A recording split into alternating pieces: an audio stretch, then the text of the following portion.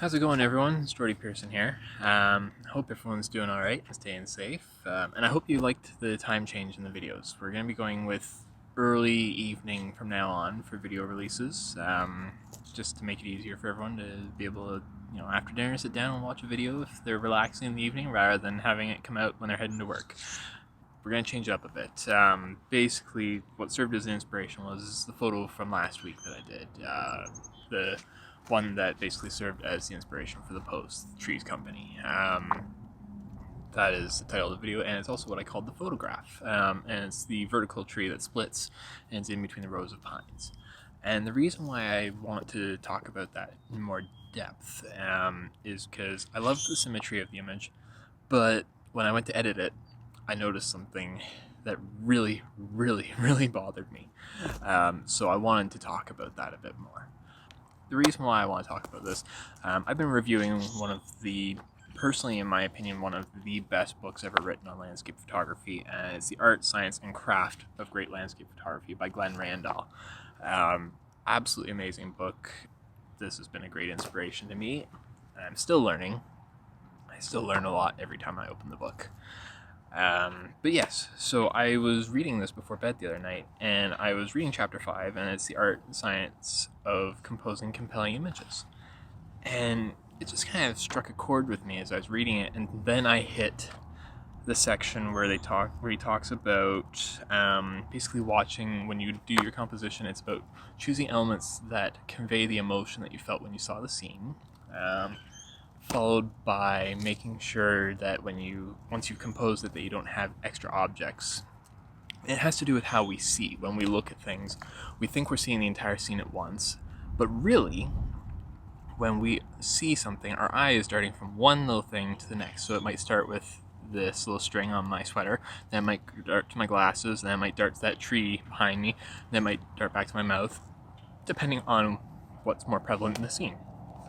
And the thing about how we see versus how the camera sees is when the camera takes a picture and compresses it down into a two-dimensional object that we view on a screen or on a print, all those little items that are scattered throughout the scene that the eye kind of just glosses over, they become much more obvious. And so his example in the book is that there might have been a beer can hiding under a copse of flowers. Mine, in the photograph, and I'm going to show you the original unedited and the edited version, and my plan is to actually reshoot it this week, so I will probably include that too. But the reason why I took note of this particular part of the book was because when I shot it, I didn't even see this one item, and as soon as I put it on the computer screen, it just jumped at me, and I almost deleted the image. I was so close to deleting the image, and then I was like, you know what? I'm not afraid of a little bit of Photoshop. I don't like to push things too far when I do my work. I generally try to keep as true to what I saw as possible. Actually, I will get into that in another video, but my editing is intended more as a bring the photograph back to what I saw versus artistic license editing. So what jumped out at me was there was a branch coming right in from the edge of the frame, started kind of over here, and it came right into the frame. And it really annoyed me when I saw it. I was so annoyed about this one branch because it wasn't even a tiny branch. A tiny branch, you can kind of just gloss over that. But it was big. It was obvious once I saw it. For whatever reason, never even saw it when I was composing the image. Never saw it once. But as soon as I saw it on the monitor, it was like, oh, this is going to be a bit annoying. I'm going to sign off for the moment here because I'm going to need the computer to do the next section. But we're going to start talking about editing that photograph soon, and also the reshoot of it because, as I said, we're going to reshoot that image. So I'm currently not able to go out and do that photograph again, not today, but this week that is going to be my project. Stay tuned because we're going to get into the reshoot and then the edit, and we're going to talk more about the art of photography. All right, catch you soon, guys.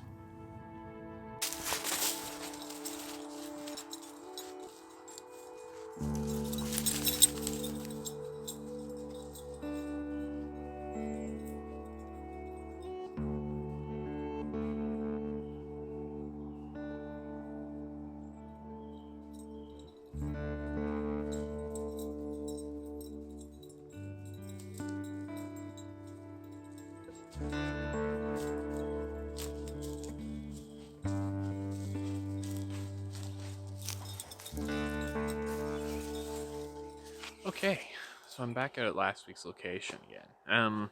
Basically, I had a couple of different thoughts of what I wanted to do when I shot the image, and as I said earlier, there's a dead branch sticking into the scene. So I'm here again. We're going to reshoot it. I may be reshooting it twice this week because two things. First thing is today I have one of my very old. This is a Shinon lens from Japan, 55 1.4. It's a very old manual film lens that I have. I don't normally use it, but it does lend a bit of an ethereal, almost.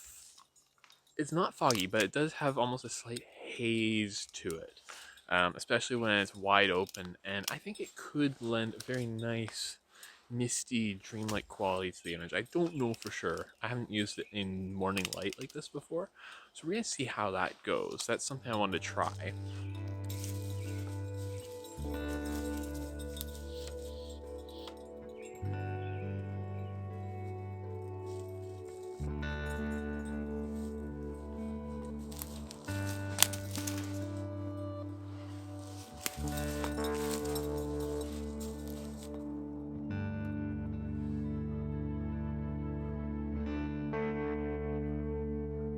I'm set up with the 55 1.4 lens.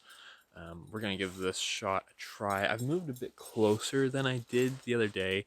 I'm going to, of course, be zooming with my feet because I'm working with a prime lens, a fixed focal length lens. So I'm going to be moving a little bit with my feet to alter my composition, a little closer, a little further, depending on how I want to frame it. But that's what I'm going to work on here for the next couple minutes. So I'm going to get that set up, see what we get.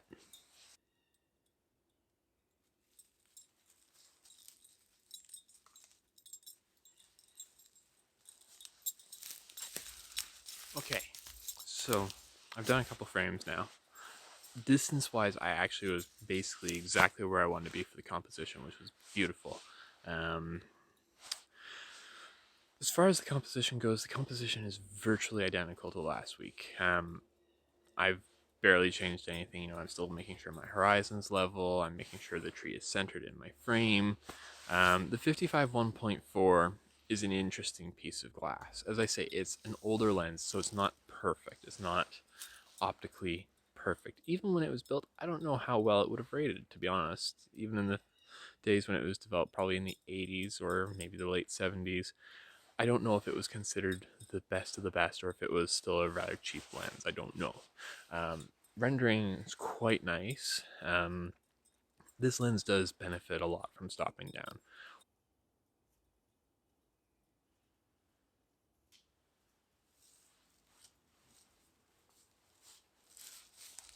So as you can see, I've tried moving a bit closer. Sharpness is still actually pretty good. The lens is actually resolving nicely today. I'm not convinced about the 55 though. I am honestly a bit of a compression guy. I like to compress my scene a little bit with the telephoto lens and then, you know, work from a little further away. So I think I'm going to switch to the 70-200 to be honest. I just prefer the look. There's nothing wrong with that. People have different looks that they prefer. Like, I do enjoy a wide angle distorted. I do love a telephoto compressed. I'm never really a mid-range guy. I've come around to the 24-70. I love the 24-70 because it gives you a good mid-range you can work with, but you can still go to both ends of the range, so I can get to a little bit of a telephoto or a pretty wide lens on the wide end. So I do enjoy that lens a lot, actually. I do enjoy being able to do that. So I'm going to switch over to the 70-200, and then I'm going to step back over to this way so that I can get the length I need, because I like to work at around 135 mils. Put the polarizer on it, and we're going to see how it goes from there. So, be back.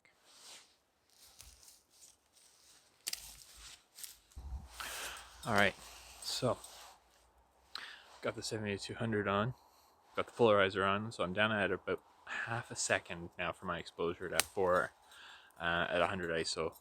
I have to redo my focus. I was a little bit off, but I'm actually quite happy with it. 135 mils, very nice. The compression is beautiful, and the background blur is fantastic. So, very happy with this. I forgot just how much I was going to have to move back. That was kind of fun. But I'm quite happy with the results so far. So I'm going to go and try it again and get that focus correct this time. That way I can get these two walking again because they are starting to eat the forest. They are bored.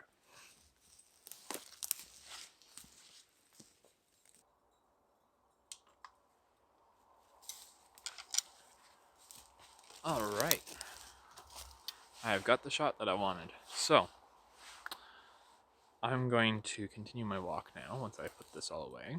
The girls will be very happy to hear that. I can already see they're perking up here. The ears are right up. So, the only thing I want to say at this point is I'm going to go home once I'm done here. We're going to take a look at the photos. I have a few other projects I'm working on this week, but I'm going to try and continue to work on everything as much as I can. And once that filter comes in, my new polarizer for the not the 7200, I have it on the 7200. Once I get the new filter for the 24-70, I'm going to come back again and work 70 mils on this subject and try it out again. I've got rid of the dead branch so I can actually compose without worrying about the things sticking into the frame like I was before. Try a few different new angles and compositions, and we're going to go from there and see how we go. Although, honestly, I think that sticking with my original 70 mil composition from about this distance from the tree with the polarizer will be the shot. I think it will be the shot. This morning is kind of fun, but it's a clear blue sky, so the sky in the background is a little bit hotter than I would prefer. Although that being said, having the dappled sunlight streaming into the forest from the treetops has been a nice little side interest. So I'm curious to see how it looks when I get it on the monitor back home. Anyway, I'm going to carry on here because as you can see, they are wandering around behind me getting bored here. So it's time to carry on. Catch you soon.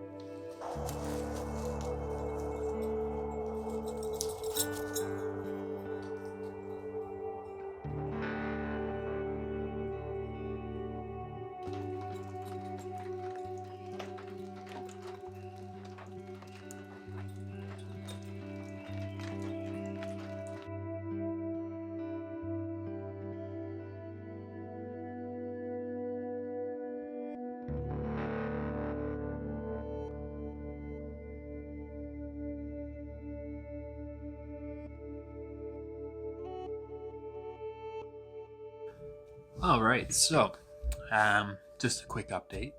Been a couple days since I recorded the last section for you.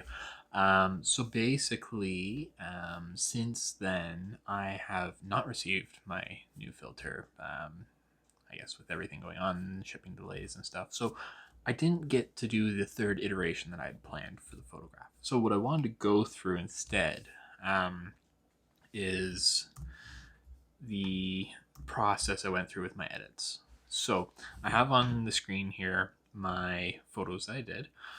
So I have my original one after I did my edits with my clone stamp and content aware fill and such, taking out the debris. And then I have the version I shot with my 55 1.4 and with my 70-200 set for 140-ish millimeters with a polarizing filter. I'm going to quickly go over some of the edits that I did. I'm not actually going to really pull the sliders and stuff, but I'm going to show where I set it for the look I wanted to get. And then I'm going to do a little bit of a compare and contrast and talk about it a little bit. I'm not going to go into too much detail because the video is already getting very long because I've been talking a lot. So I'm going to keep it relatively brief. Next week, I'm hoping to do a bit more with this. I'm hoping to do a from start to finish, all in one video. Keep it short and sweet, about 15 minutes if I can. So we're going to see what we can do here. So the first up is this photo. So this is the original photo with a few little edits done to it.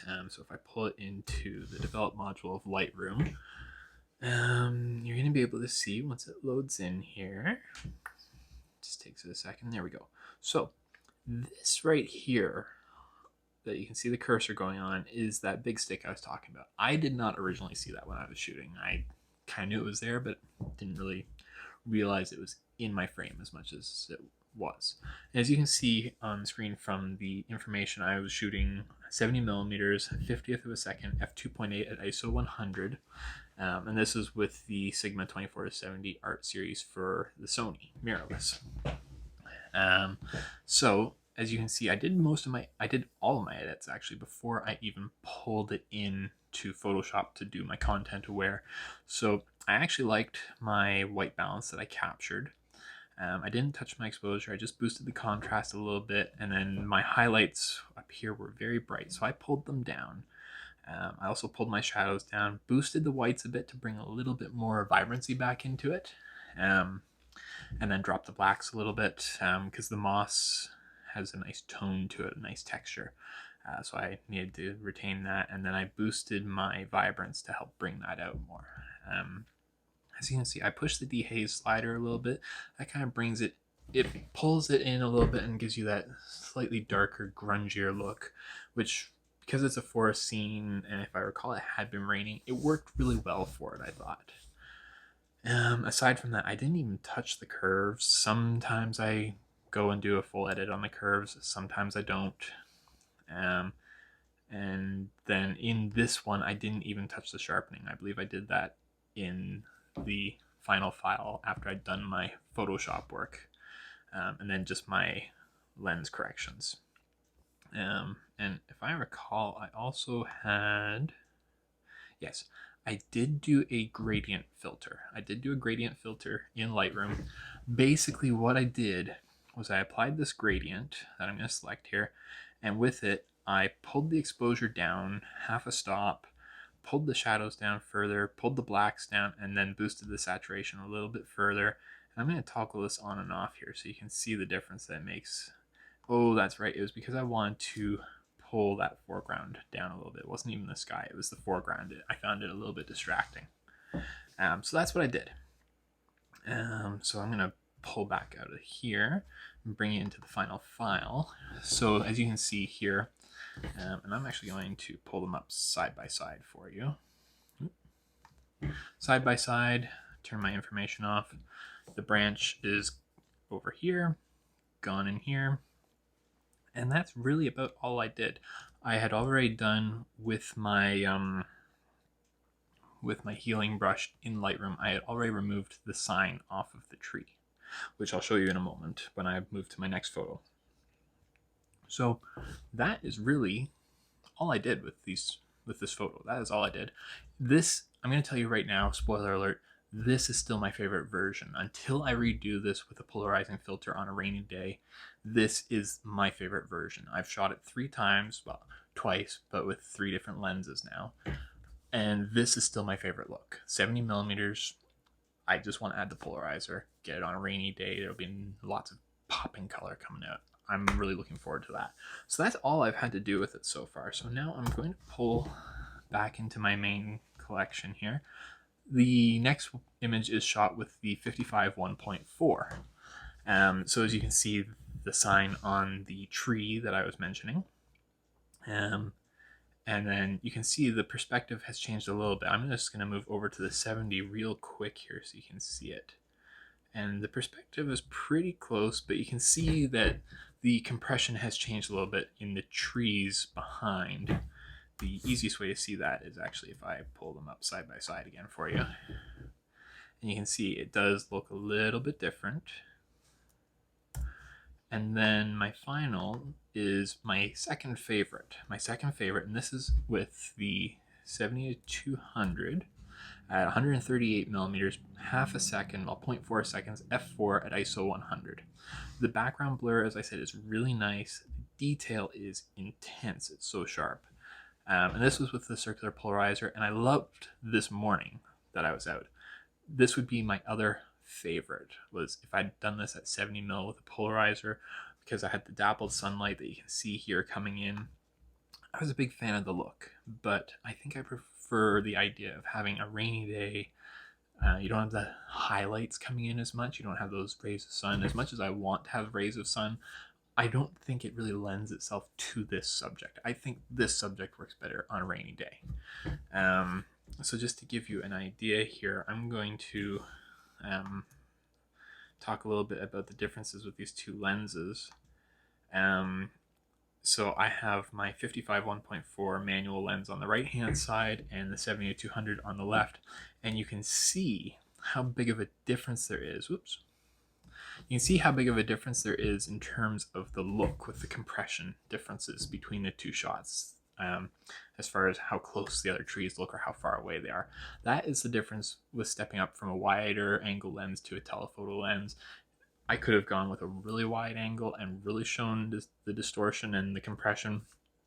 I'm not going to go that far with it. This gives you a good idea of what I'm talking about here. But the biggest thing, as much as I like the perspective with the 55-70 is still my favorite.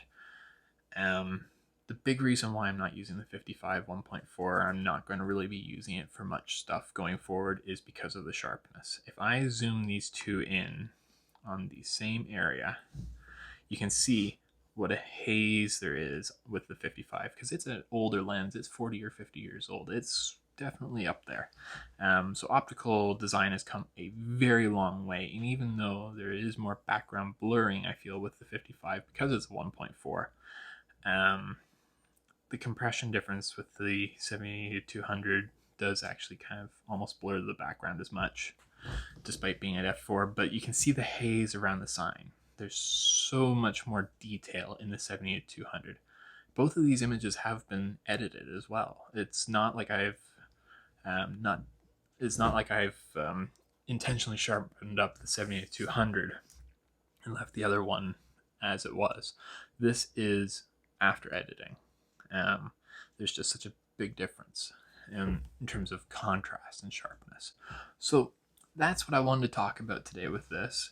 As I said, the 24-70 is still by far my favorite. I'm looking forward to getting that polarizer. I'm going to be working with it all the time.